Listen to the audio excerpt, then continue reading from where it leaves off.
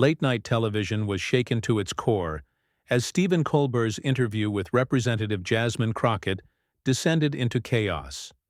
What began as playful banter quickly spiraled into a vicious exchange of barbs, culminating in a moment that left America's favorite late-night host speechless and a studio audience in stunned silence. The stage lights dimmed as Stephen Colbert's familiar figure emerged from behind the curtain. The studio audience erupted in applause, their excitement palpable as the host performed his characteristic dance moves to John Batista's upbeat jazz melody. Tonight's episode promised the usual blend of sharp political commentary and celebrity interviews, but no one could have predicted how the evening would unfold. Welcome to The Late Show," Colbert grinned, straightening his navy blue tie. "We've got a fantastic show for you tonight. Our guest is someone who's been making waves in Congress since her election. Please welcome Representative Jasmine Crockett from Texas." The audience applauded as Crockett walked onto the set, dressed in a striking red blazer and matching pencil skirt. Her smile was confident as she shook Colbert's hand before taking her seat. The initial exchange was warm, pleasantries about her flight, a compliment on her recent speech in the House, and a gentle joke about the Texas heat. But observant viewers might have noticed Colbert's smile didn't quite reach his eyes, a subtle harbinger of what was to come. "So, Representative Crockett, you've been quite vocal about your stance on immigration reform," Colbert began, his tone shifting ever so slightly. "You've called for more compassionate policies at the border. Some might say you're advocating for open borders in all but name." Crockett's expression remained measured. "That's a mischaracterization of my position, Stephen. I've consistently advocated for humane treatment of asylum seekers while maintaining secure borders. It's about balance, not extremes." "Balance," Colbert repeated, his voice taking on a mocking edge that caught both Crockett and the audience off guard.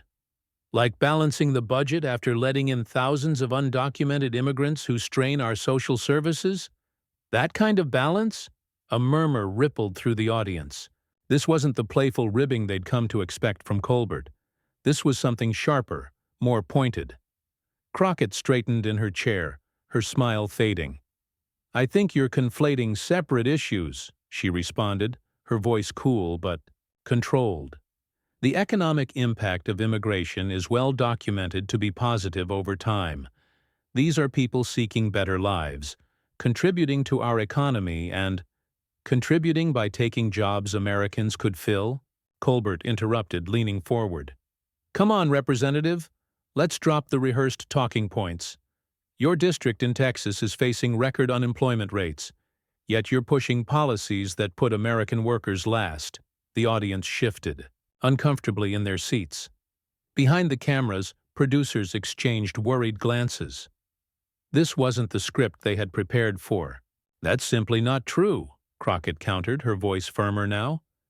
"My district has actually seen employment growth despite the national downturn.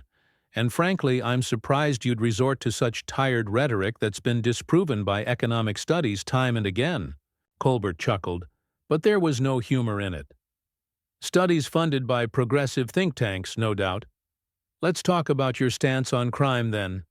You've been a vocal opponent of increased funding for police departments. How do you square that with the rising crime rates in major cities?" The tension in the studio was palpable now. Crockett's eyes narrowed slightly. "I've advocated for smart policing and community investment, not defunding. The narrative you're pushing is reductive and, quite frankly, misleading. Crime statistics are complex and complex enough to hide the truth," Colbert cut in, his voice rising. "Like how you've consistently voted against measures that would help your constituents in favor of partisan ideology. The people of Texas deserve better than empty promises wrapped in progressive buzzwords." A few audience members gasped audibly. This was crossing a line and everyone felt it. The jovial atmosphere had completely evaporated, replaced by a crackling tension. Crockett's expression hardened, but she maintained her composure. "Barely. I respect that we have different political views, Stephen, she said evenly, though her fingers gripped the armrests of her chair. But I came here for a good-faith discussion, not to be ambushed with Fox News talking points. Colbert's eyebrows shot up in mock surprise. Ambushed? I'm just asking the questions your constituents would want answered. Like your stance on energy, policy, shutting down oil and gas jobs that feed thousands of Texas families. How do you justify that? That's a gross misrepresentation, Crockett replied, her voice tight with controlled anger. I've advocated for transitional policies that protect workers while moving toward cleaner energy. No one is talking about shutting down the industry overnight. Yet you voted for legislation that would fast-track regulations that would cripple the industry within 5 years, Colbert pressed, shuffling papers on his desk as if consulting notes. Seems like you're willing to sacrifice jobs for the sake of environmental activism. The show's musical director shifted uncomfortably, exchanging glances with band members. This wasn't the Colbert they knew, the host who typically reserved his sharpest barbs for the powerful, not for guests in his chair. Those regulations included provisions for worker retraining and economic transition, Crockett shot back, her patience visibly fraying. But I wouldn't expect you to mention that part. It doesn't fit the narrative you're clearly determined to push tonight. Colbert leaned back, a sardonic smile playing on his lips. Narrative? I'm just trying to understand how someone who claims to represent working-class Texans consistently votes against their economic interests. Your district has one of the highest poverty rates in the state, yet you're focused on social justice crusades instead of jobs. The audience's discomfort was now mixed with a morbid fascination. Some were filming on their phones, sensing they were witnessing something unprecedented in late-night television. My focus has always been on lifting people out of poverty through comprehensive economic policies, Crockett retorted, her voice rising to match Colbert's intensity. But you wouldn't know that from the cherry-picked votes you're throwing at me. Is this really the kind of interview you want to conduct, Stephen? Because I can play this game, too. A producer frantically signaled for a commercial break, but Colbert waved them off, his eyes locked with Crockett's. The tension between them had transformed into something electric and dangerous. Game? This isn't a game, Representative. This is about accountability. Your record speaks for itself. Progressive platitudes and voting along party lines, even when it hurts the very people who elected you. The working families of Texas deserve better than someone who puts ideology above results. Crockett's expression shifted, something calculating entering her gaze. For the first time since the interview began, a slight smile tugged at her lips. Not one of amusement, but of someone who had just spotted an opening. You know what, Stephen? You're right about one thing. This isn't a game.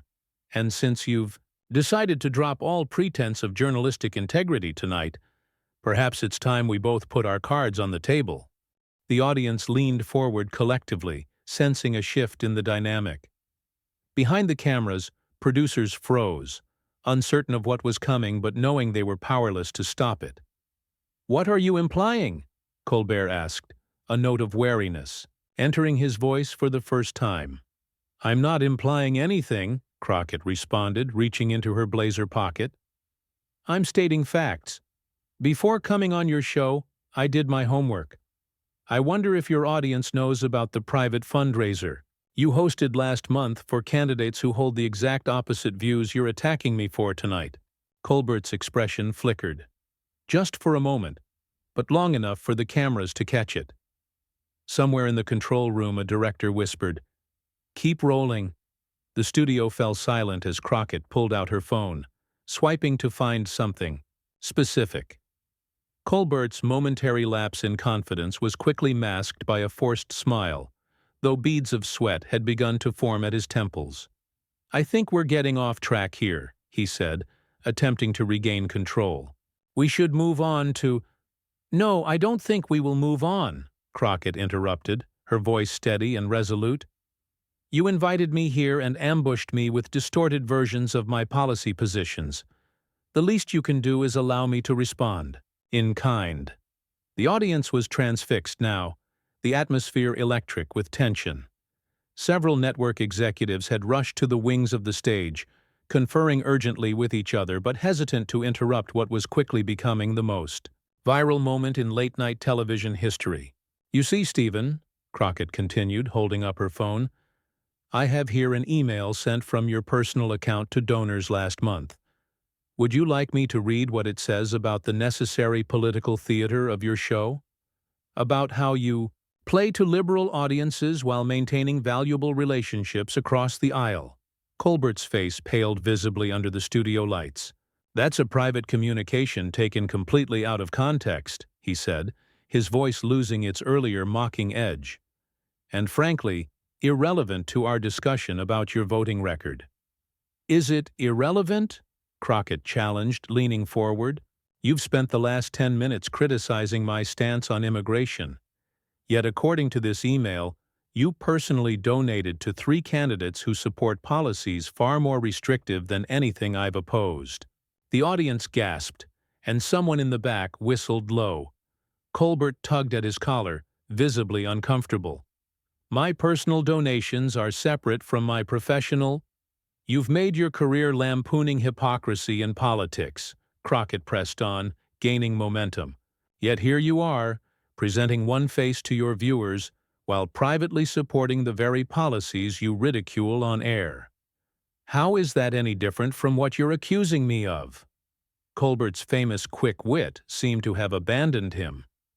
The teleprompter. Operators looked helplessly at each other as they realized the host was completely off script. The commercial break graphic appeared on the monitors, but Colbert ignored it. "Representative Crockett," he said, his voice strained but attempting to project authority, "I think you're conflating entertainment with political reality. My job is to ask hard questions. Your job," she shot back, "is apparently to maintain a carefully crafted persona that doesn't align with your actual beliefs.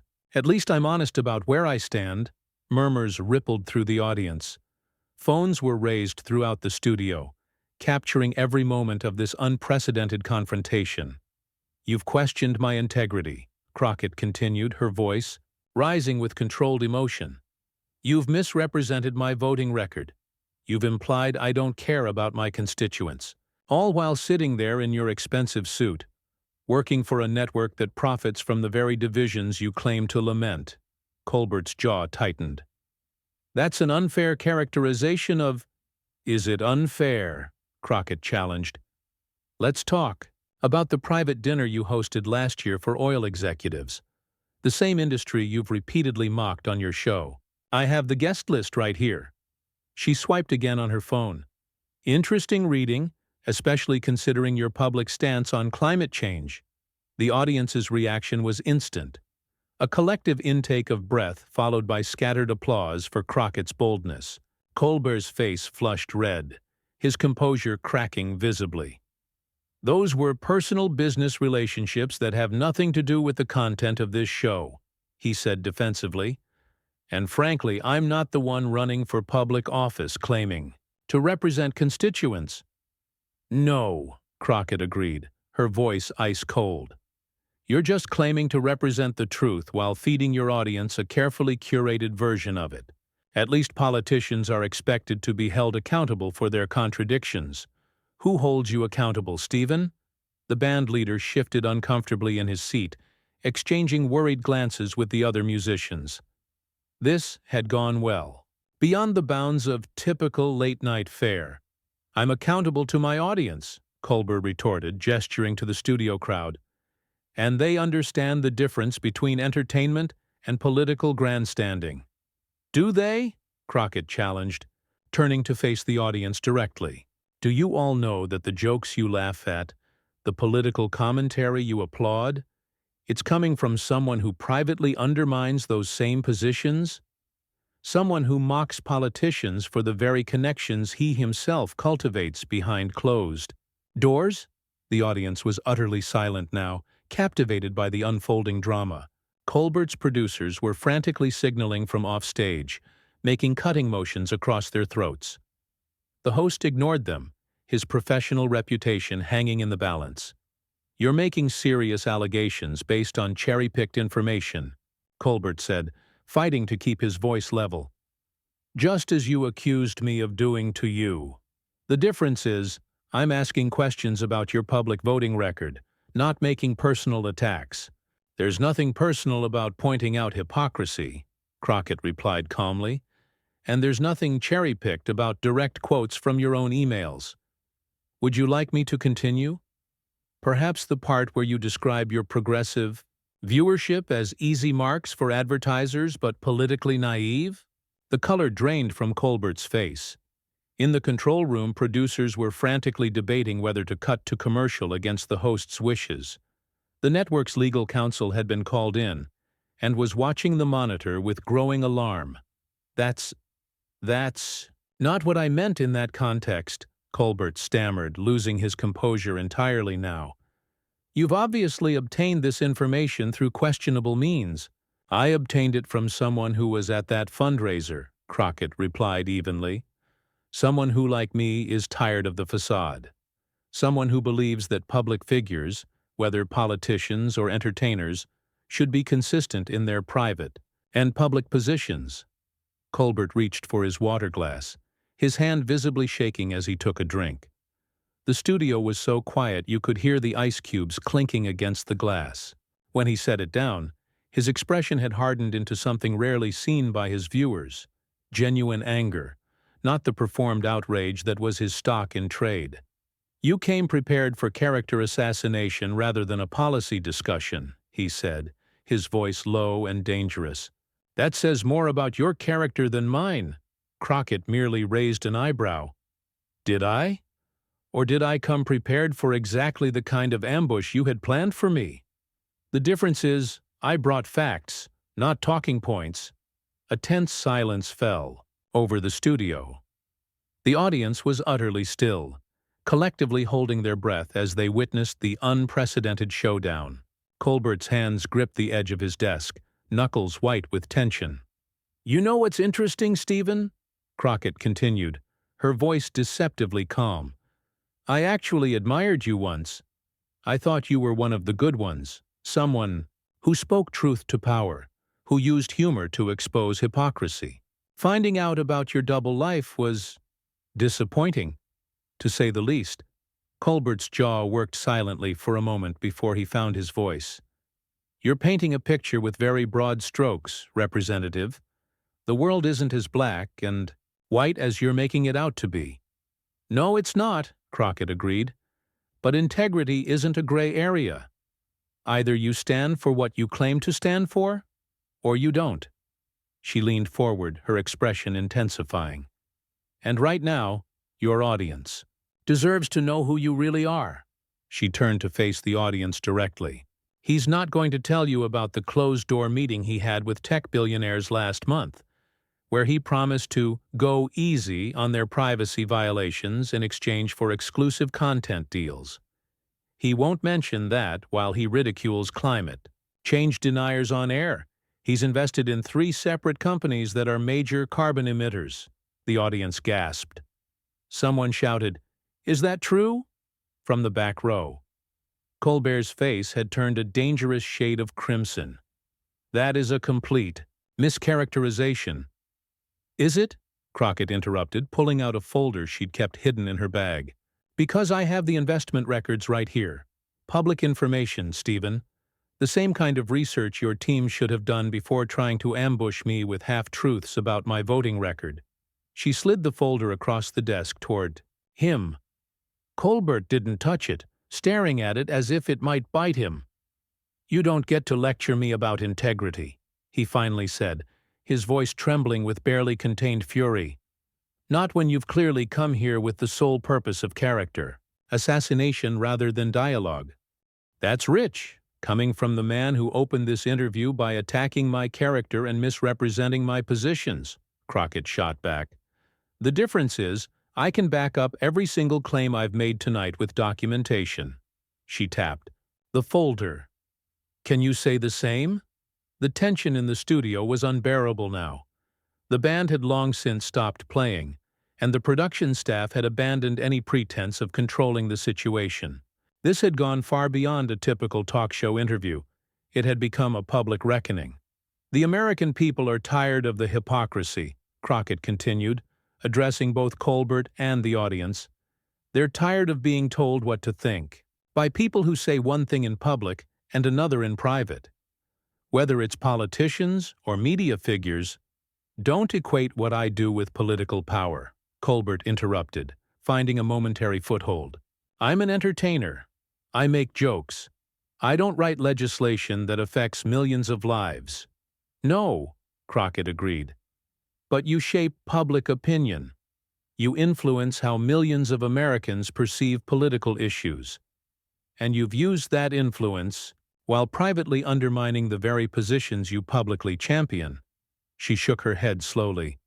"That might be legal, Stephen, but it's certainly not ethical." The audience murmured in agreement, many of them looking at their beloved host with new, uncertain eyes. Somewhere in the back, someone booed, a sound never before heard in Colbert's studio. Colbert's face twisted with anger. "You know what? This interview is over. You clearly came here with an agenda, and it wasn't to discuss policy or have a good-faith conversation." "On that we agree," Crockett said, rising from her chair. "I came here expecting a professional interview. Instead, I got ambushed with distortions about my record. So yes, this conversation is over." She reached for her microphone, unclipping it from her blazer with deliberate movements. "But before I go, I want to make one thing clear to your audience. I don't have the luxury of saying one thing on camera and another behind closed doors. Every vote I cast, every position I take is on the public record. I'm accountable to my constituents every single day." She placed the microphone carefully on the desk. "The question is, who are you accountable to, Stephen? Because it's clearly not the viewers who have trusted you all these years." The studio was utterly silent as Crockett gathered her belongings. Colbert sat frozen, seemingly unable to formulate a response. A man famous for his quick wit rendered speechless on his own show. As Crockett turned to leave, she paused for one final moment. "By the way, those joke writers you stole from Jimmy Fallon's team last year? They're the ones who sent me those emails. Apparently loyalty works both ways." With that parting shot, she walked off the stage, her heels clicking against the floor. In the deafening silence, the cameras caught Colbert's expression, a mixture of shock, anger, and something rarely seen on his face: shame. For several excruciating seconds, the host sat immobilized, the studio audience watching in stunned disbelief. The network feed should have cut to commercial long ago, but everyone in the control room was too transfixed by the unfolding drama to remember their jobs. Finally, Colbert cleared his throat, attempting to regain some semblance of composure. "Well, that was unexpected," he said, his voice cracking slightly. "We'll be right back after—" "Answer her question!" someone shouted from the audience. Others joined in, the previously adoring crowd now turning hostile. Colbert loosened his tie, visibly sweating under the studio lights. "Look, what Representative Crockett said was—" "Is it true?" another voice called out. The host looked around, desperately, finding no allies in the sea of faces that had, just an hour earlier, greeted him with unbridled adoration. His producer was frantically signaling from off-stage, drawing a finger across his throat. "Cut! End this now. The truth is more complicated than—" Colbert began, but the audience wasn't having it. Boos and jeers drowned out his words.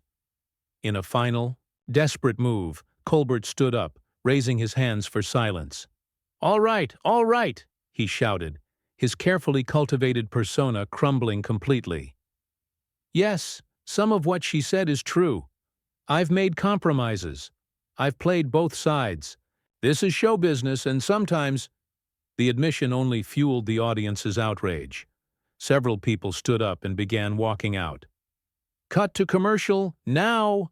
the network executive barked into his headset.